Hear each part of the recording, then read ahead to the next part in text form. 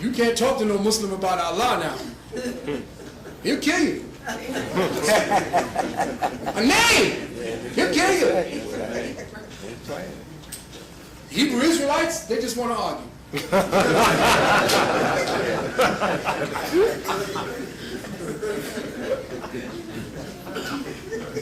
They want to tell you that Jesus and Allah came from them.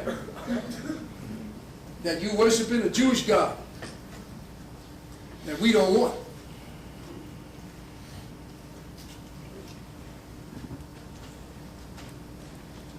We all told you that he was the one, the three names and what they represent.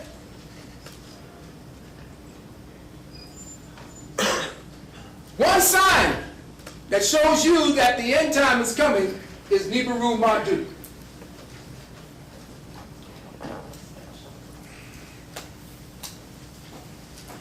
I need to speak to you of wormwood. And here's an interesting thing that most people are not paying attention to. And I'm going to say a few things that's going to end up, well, what the heck does that mean? Stay with me. Planet X is something that they don't want you to know about when it passed.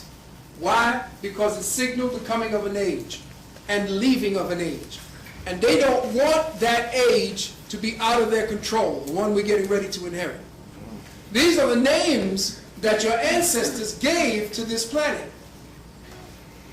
And the stories of the ancestors and what the gods that they essentially created were not really gods, but influences of science. Because our science was different from the sciences of today. What they would call, you know, matter and all these, we'd give a name of a god to. And we would know what it means. But our sciences were more alive. Because in naming something, you gave it a living sense of being.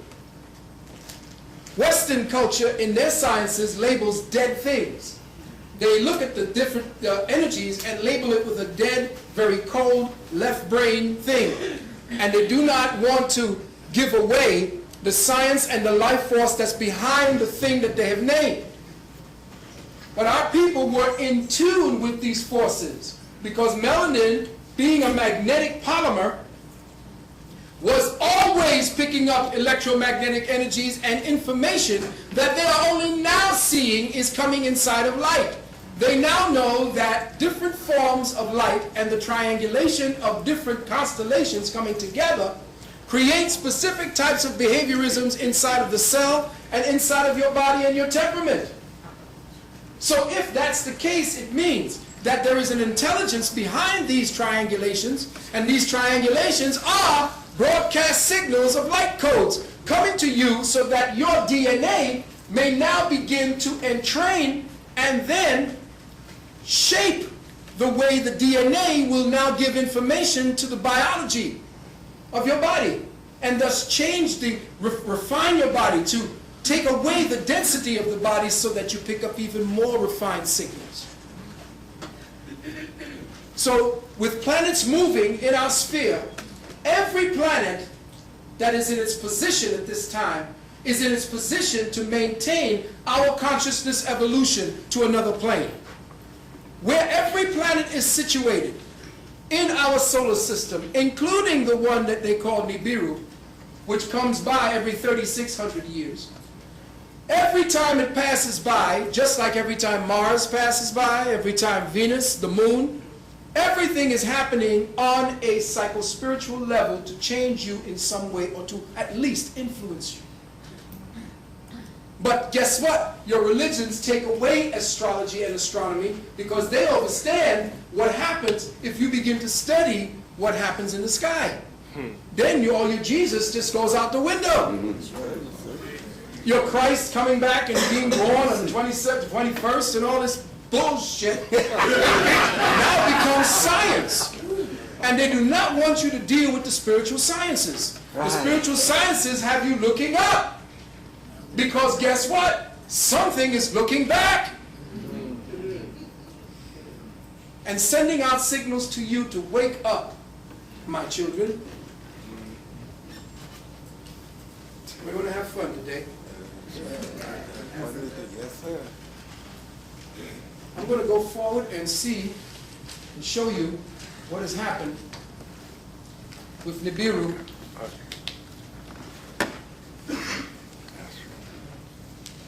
This is essentially where the planets are situated at this time, or were situated.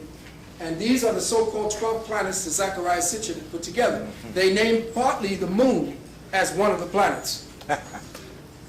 Now, a moon, as we know metaphysically, a moon was once a sun that became an earth, and an earth that then became a moon.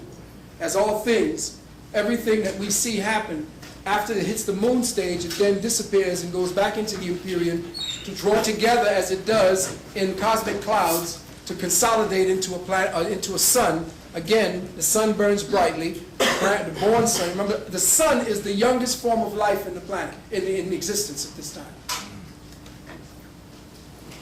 And these are the proximities, the asteroid belt that supposedly blew up as a result of a mining expedition, a planet that blew up because of a mining expedition, and the mining expedition went wrong. Here we have there, coming out of the Orion belt, that is Marduk coming into our sphere of influence and going into this area here being our solar system. It is out there in the outer reaches, and it comes here, and as you will see, it dips because of the magnetic pull of the sun, the gravity of the sun. It dips suddenly and then slingshots back. At least 11 scientists were killed because of what it is they found out and were about to reveal to us about the coming of Marduk, as well as the coming of planet killers that Marduk is bringing with them. Again, we have a shot of the path and the trajectory of Marduk as it makes its move.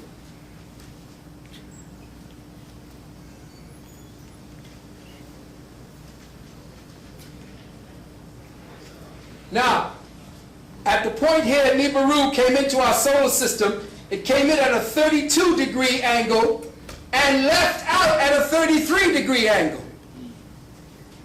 What does that mean? For all you Masons in the house. Let me say that again. Nibiru came in at a 32-degree angle at the level of the sun in Fundishi. Give it up to the brother in Fundishi, Hassan. All right. And his brothers. Came in at a 32-degree angle and left at a 33-degree angle, which meant that what we saw during 2003, 2007 was a cosmic initiation. A cosmic initiation. People say, well, there's no such thing as Nibiru. Really? Well, I want you to take a look at this particular CAT cam, and you will see Nemesis. Watch very carefully.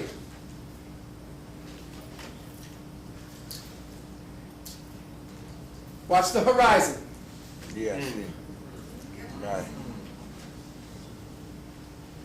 But of course, how many clear skies have we had over the last 6 to 10 months to the last few years? Has anybody ever seen these little birds flying by that look like they've been eating beans for and all this gas is coming out the back end? And all of a sudden the gas spreads and you can't see blue sky anymore? Yeah, that's right. Exactly right. Yeah, we'll talk about those too.